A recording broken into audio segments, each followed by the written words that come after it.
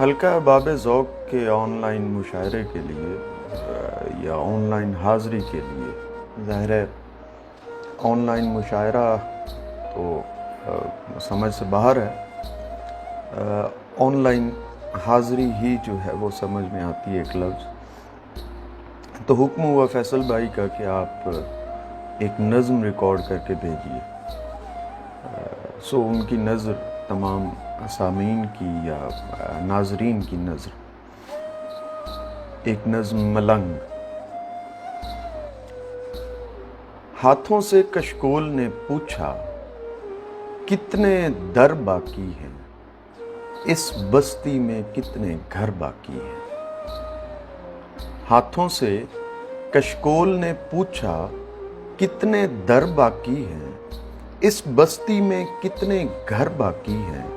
کب وہ دروازہ آئے گا اور درشن دیتی ہوئی آواز کھلے گی، کب پانی کو آگ لگے گی، کب وہ اپنے سرخ لبوں کو کھولے گی اور بولے گی دیکھ ملنگا.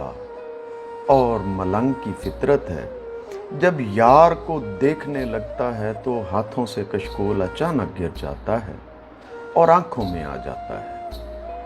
آنکھوں کو کشکول بنائے دیکھ ملنگا کی آواز کو دیکھنے والا کیا بولے گا.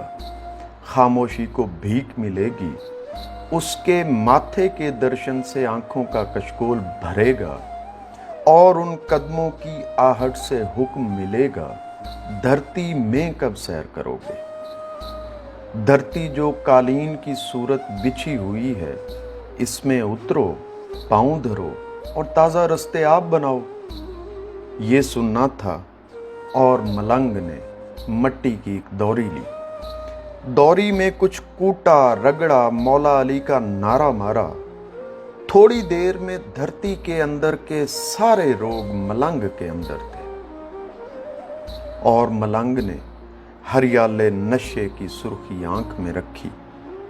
کاندھے پر وہ بوری لادی جس میں اس کے بھید اور بھاؤ رکھے تھے. سر پر اس پگڑی کو گھمایا جس میں گھومتی دنیا کے بل پڑے ہوئے تھے. کپڑے جھاڑے، تھوڑے اور زیادہ پھاڑے. چیخ کہیں سینے کے اندر دفنائی اور مصرع گایا شالا مسافر کوئی نہ تھی وے، ککھ جنا تم بھارے ہو.